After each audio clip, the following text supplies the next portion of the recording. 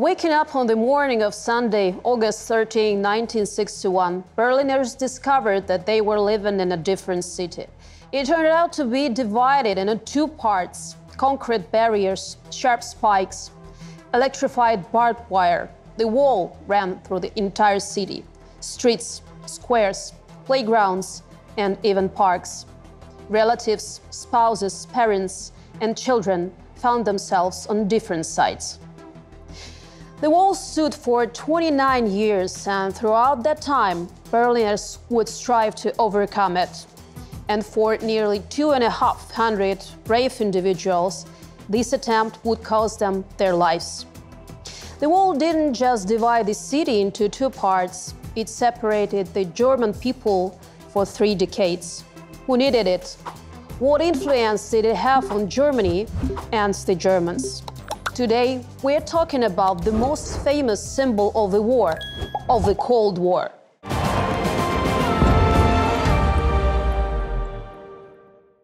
Two days after the construction of the Berlin Wall began, Conrad Schumann, a 20-year-old soldier in the East German army, was sent to guard one of the sections where the work was taking place. At the particular spots, there was no wall yet, only wire barriers. Schumann was nervous, looking around anxiously, shifting from one foot to another. Germans from the west noticed his unease and started shouting at him, "Jump over!" The young man made a sudden decision. A camera held by a random passerby captured that leap. The image became one of the symbols of the Cold War. Conrad Schumann became one of the first escapees from the wall. In March 1961, leaders of the communist parties from the Warsaw Pact countries gathered for a meeting in Moscow. It was the first time they discussed the topic of the closing the border between East and West Berlin. Walter Ulbricht, the leader of the East Germany, GDR, said at the time, "We must seal off all the gaps that lead to West Berlin." 5 months later, the construction of the Berlin Wall would begin.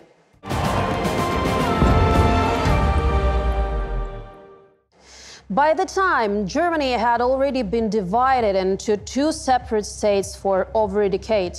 These states did not recognize each other's existence. After the defeat of Nazi Germany in World War II, the country was occupied by the victorious nations and divided into 4 zones. The capital, Berlin, was divided into 4 sectors. In 1949, the Soviet-controlled zone was established as the German Democratic Republic, GDR. The territories under the control of the United States, Great Britain, and France united to form the Federal Republic of Germany, FRG. West Berlin was created within the American, British, and French occupation sectors. After the proclamation of the FRG, it became an enclave surrounded on all sides by the GDR.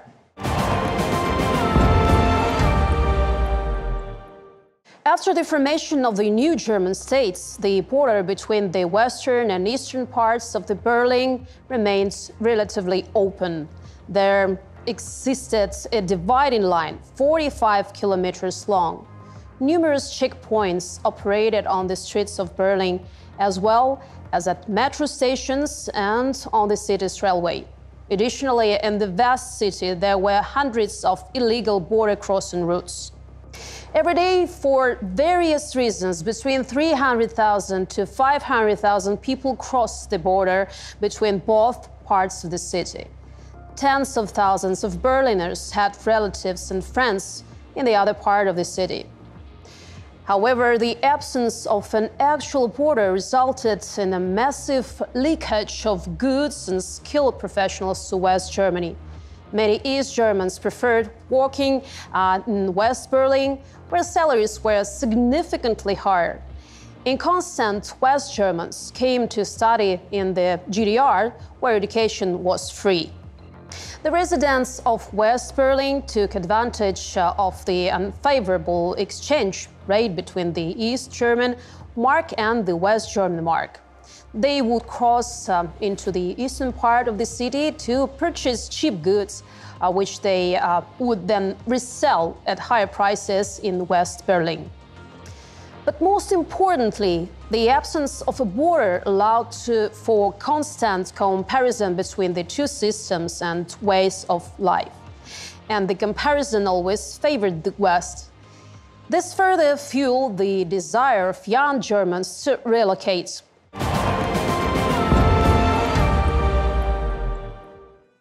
Prior to the division of Berlin, there had been a worsened political situation surrounding the city for several years. Both military blocs, NATO and the Warsaw Pact, reaffirmed the irreconcilability of their positions regarding Germany. In 1957, Konrad Adenauer's government adopted a new doctrine, automatically severing diplomatic relations with any country that recognized the GDR. In turn, the authorities of GDR claimed sovereignty over West Berlin the following years, reasoning that it was located within the territory of the GDR. In August 1960, the GDR government imposed restrictions on visits by citizens of Western Germany to East Berlin. In response, West Germany withdrew from the trade agreement between two countries. The GDR interpreted this as an economic war. Leaders of the Eastern Bloc continued to demand the neutralization and demilitarization of Berlin. In response, Western leaders declared their guarantee of the presence of their armed forces in West Berlin. Both blocs increased their military forces and intensified propaganda against each other. The situation escalated in the summer of 1961. The head of the GDR, Walter Ulbricht, pursued a harsh economic course, increasing production norms. In line with Soviet traditions, he aimed to catch up with surpass the FRG. As a result, in just the first half of 1961, 30,000 people left the country, mainly young and skilled professionals. The GDR authorities were outraged, accusing the FRG of human trafficking and poaching talent. According to their data, East Berlin was losing 2.5 billion marks annually due to this. West Berlin had become a mortal threat to the existence of the East.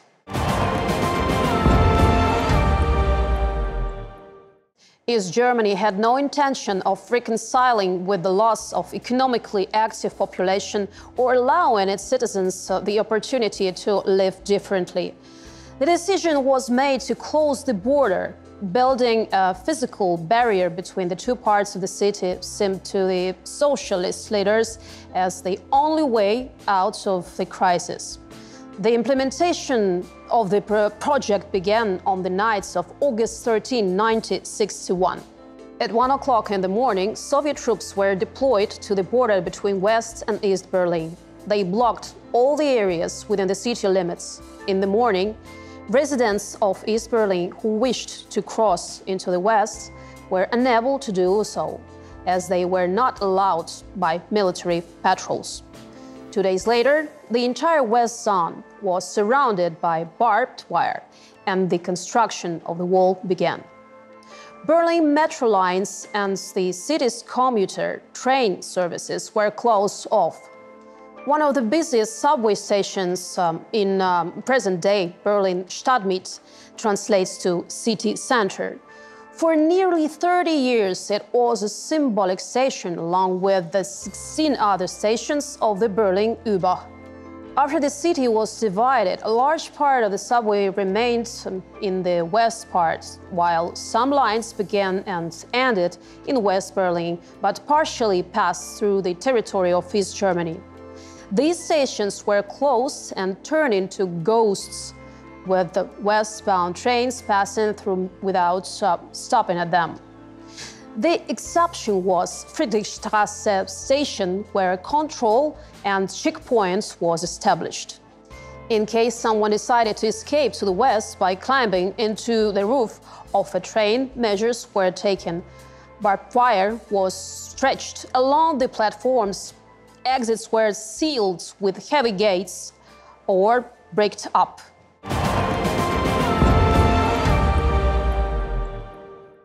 Many people living in houses adjacent to the wall were evicted. Even windows facing West Berlin were bricked up. Nearly 200 streets were blocked off. Telephone lines were severed. The only thing that couldn't be completely blocked were the sewage and water systems, but they were covered with strong steel grates. The total length of the wall was 155 kilometers. In Berlin itself, it covered 43 kilometers, with the rest extended into the suburbs. Those who have never seen the wall imagine it as an endless concrete fence with barbed wire on top. In reality, the wall was a complex engineering and fortification structure.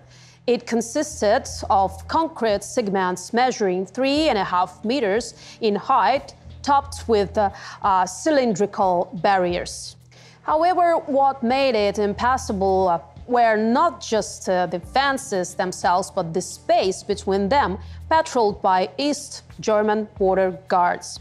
It featured anti-tank obstacles, control tracks, and electrified barbed wire. This space became known as the Death Strip. It seemed impossible for even a mouse to get through.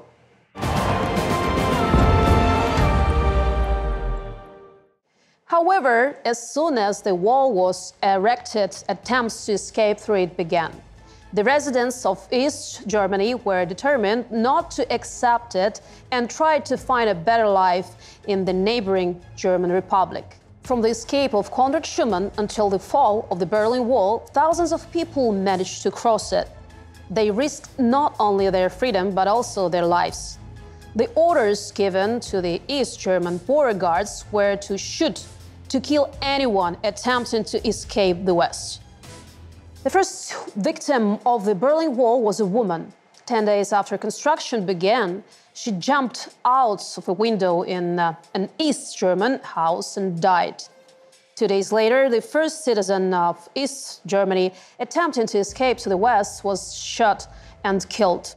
Different sources report different numbers of deaths in attempt wall crossing. Documented evidence confirms that the death of approximately 150 people. A bricklayer from East Berlin, Peter Fichter, became a symbol of the struggle for freedom. He was wounded by border guards while attempting to climb over the wall near checkpoint Charlie. This happened 10 months later. The wall's construction began. For about an hour, the young man bled to death until he was taken away by the border guards. Peter Fichter was only 18 years old. After the fall of the Berlin Wall, 2 East German border guards were convinced for his killing. Border controls were tightened, but at the same time, the imagination of escapees became more sophisticated. Those who wanted to reach the West devised various exotic methods. They hid in special compartments built into cars, crossed the border in hot air balloons and homemade hang gliders, and even dug tunnels.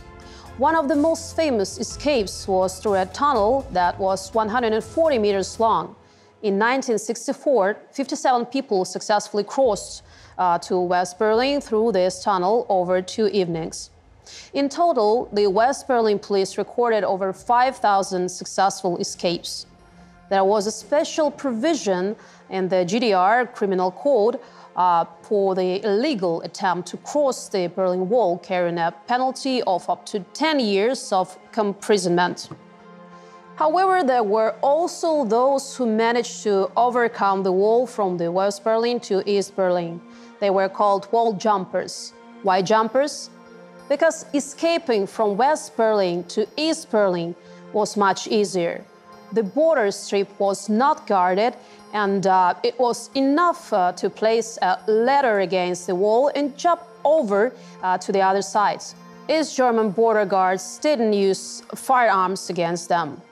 After the conclusion of the Four-Power Agreement on the Berlin in 1971, escapes to the east lost their significance. Now residents of the West Berlin could freely enter East Berlin. The construction of the Berlin Wall came as a complete surprise to Western countries. The authorities of East Germany had repeatedly tightened border crossing rules, and rumors of another attempt to isolate West Berlin from the east had circulated before. Just a few weeks before the construction of the wall began, Walter Ulbricht stated that there could be no barriers or walls between West and East Berlin. However, we are well aware of the worth of words from communist leaders. According to the Americans, the construction of the Berlin Wall violated the Potsdam Agreement of 1945. The authorities of West Germany feared a repeat of the blockades of West Berlin, as had happened in 1948 and 1949. The Americans started developing plans for dismantling the wall near the border between East Berlin and the American sector. Soviet intelligence in West Berlin became aware of the American military's plans, so the movement of American vehicles towards the border was not a complete surprise. The situation escalated on October 27, 1961, at checkpoint Charlie. It divided Friedrichstraße into two parts and was located on the American side. In the evening, GDR border guards began reporting the approach of American tanks, armored personnel carriers, and jeeps with American soldiers. The Americans also had M48 tanks, which could clear concrete barriers. A few weeks after the construction of the Berlin Wall began, it was not yet a formidable structure. It could have been easily demolished by American engineering tanks. Several armored personnel carriers with the GDR border guards advanced to meet them, but the forces were clearly unequal. However, less than an hour later, Soviet tanks appeared on a Friedrichstraße from the East Berlin side. They also stopped near the checkpoint. The identifying marks on the Soviet tanks were smeared with dirt to create the impression that they belonged to the GDR. Throughout history, the Russian army has resorted to such simple means when staging provocations. Armed with anti-tank rocket launchers, American soldiers took up combat positions. The distance between the Soviet and American tanks was no more than 100 meters. All tanks were loaded with live ammunition. Both sides were given orders to open fire immediately if the enemy opened fire. The tension was immense. Everyone understood that a single shot could lead to a nuclear exchange between the USSR and the USA. The world stood on the brink of a new world war that day. The tanks of the USA and the Soviet Union faced each other for nearly a day. Meanwhile, tense negotiations took place between Kennedy and Khrushchev. On the following day, October 28, Soviet tanks' crew were the first to start withdrawing their vehicles. After some time, the American combat vehicles also left Friedrichstraße. In essence, the incident at checkpoint Charlie marked the end of the active phase of the Berlin crisis. The Western countries formally recognized the borders of the Berlin Wall. However, the legal recognition happened 10 years later in 1971, when the four-power agreement on Berlin was signed.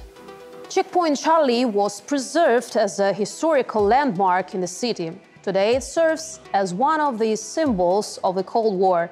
By the way, many people think that Charlie is the name of the friendly American border guard whose portrait is displayed above the checkpoint. In reality, its name Charlie was given alphabetically, as the previous two checkpoints were named Alpha and Bravo. Eastern and Western Germans, divided by the wall, took a long time to adapt to their new situation. They resigned themselves to the impossibility of seeing relatives, colleagues, and friends, and they became increasingly different from each other. Western Germans lived in three-story European-style houses, while in East Germany, Micro-districts with typical Soviet high-rise buildings were constructed. In the West, mass production of Volkswagen cars was expanding, while in the East, people were lining up for years to get small Trabant cars. Even linguistic differences became noticeable. Socialist terms firmly entered everyday speech in GDR. In the western parts of the city near the wall, special small towers were installed. From there, people could observe life in the East. Some Germans even used these towers to have meetings with the relatives or acquaintances who remained on the other side. The wall on the side of the West Berlin was covered in street art and numerous graffiti. On the side of the GDR, it was simply white. There was no room for self-expression in the socialist camp. In the GDR, the Berlin Wall was called the anti-fascist defense rampart, while in the Western Germany, the term shameful wall was officially used.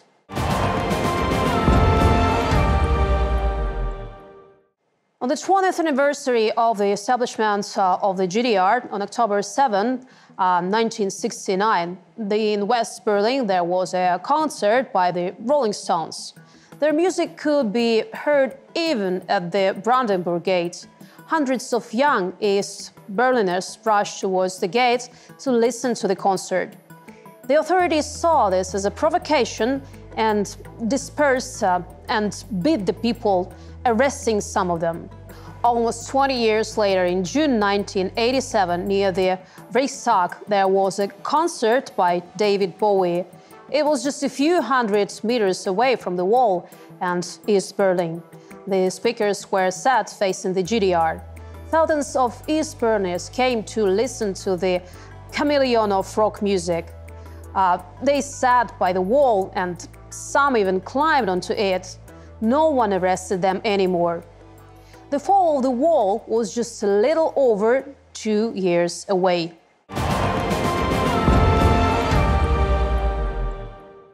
In June 1987, US President Ronald Reagan visited West Berlin, and during his speech at Pariser Platz, in front of the Brandenburg Gate, he said his famous words addressed to Mikhail Gorbachev: "Mr. Gorbachev, tear down this wall." Just over 2.5 years later, the wall indeed fell. However, it is important to note that Reagan's speech was symbolic and didn't play the primary role in the changing that happened between East and West Germany. The revolutions that swept through the socialist countries of Eastern Europe in 1989 had a far greater influence. Soon after the beginning of perestroika, socialist regimes in Poland, Hungary, Czechoslovakia, Bulgaria, and Romania collapsed. These countries made a step on a path towards market economy and democracy, opening their borders. In August 1989, the authorities of Hungary and Austria decided to hold the European picnic. The border on the old Bratislava road was symbolically opened for 3 hours, highlighting the aspiration to eliminate borders in Europe. Although there were agreements between Hungary and East Germany that citizens of the German Democratic Republic should not be allowed through the newly opened border, Hungarian border guards did not hinder them. More than 600 citizens of the German Democratic Republic seized this opportunity and fled through Austria to West Germany. The leadership of the German Democratic Republic initially declared its reluctance to support the initiative and open its borders. However, it soon lost control over the rapidly unfolding events. During the summer of 1989, the mass exodus of people from East Germany to West Germany and other countries intensified as they hoped to reach West Germany from there. A month after the European picnic took place, the Hungarian government announced the complete opening of the borders. Movement between socialist Hungary and East Germany was no longer hindered. Thus, the Berlin Wall lost its purpose.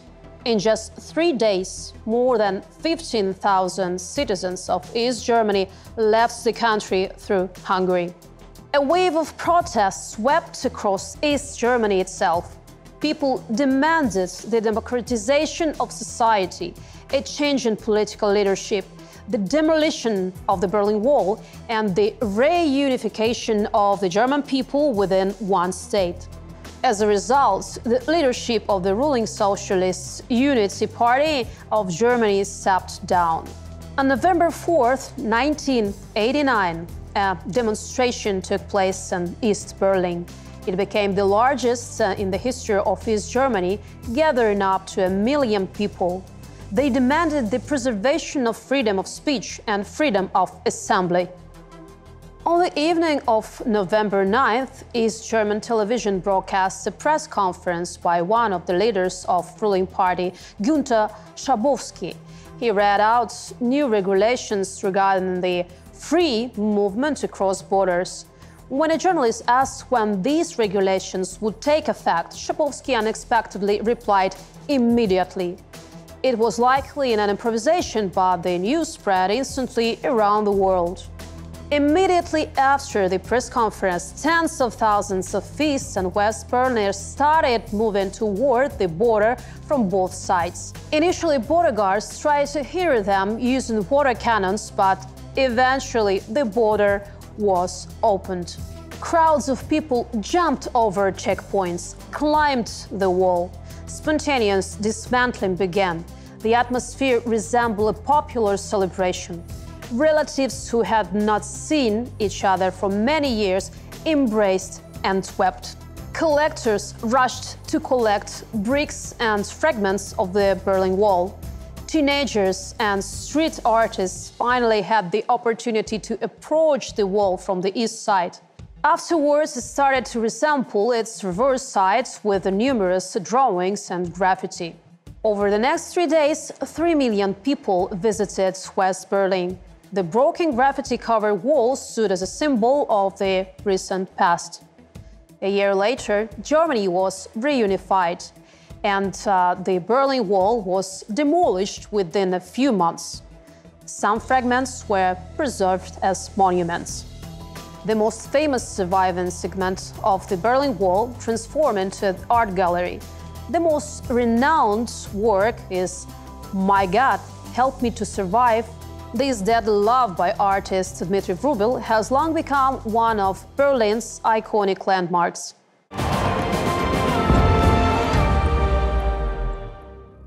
Indeed, the Berlin Wall is the most famous, but not the only example of dividing nations and territories.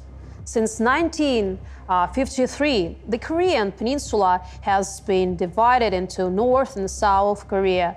The conflict led to the creation of the heavily fortified demilitarized zone. The Attila Line divides Cyprus into Greek and Turkish parts. The Turkish army has built a barrier consisting of concrete blocks, watchtowers, minefields, and anti-tank ditches. This zone cuts through the center of Nicosia. After the fall of the Berlin Wall, Nicosia remains the last divided capital in Europe. In the Sahara territory, the Moroccan's government has constructed the Moroccan Wall. It separates territories controlled by the Moroccan authorities from those controlled by the Polisario Front. The military political organizations operates in Western Sahara.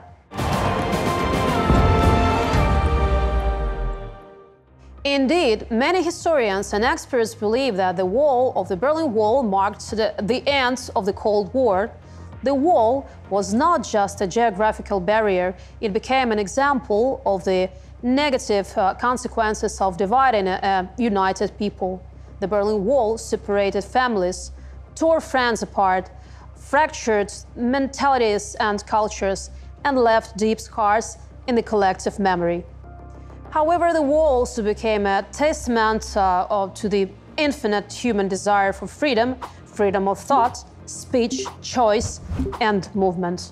Thousands attempted to overcome the Berlin Wall, and many succeeded. The history of the wall will always serve as a reminder that people strive for freedom and unity. To be continued.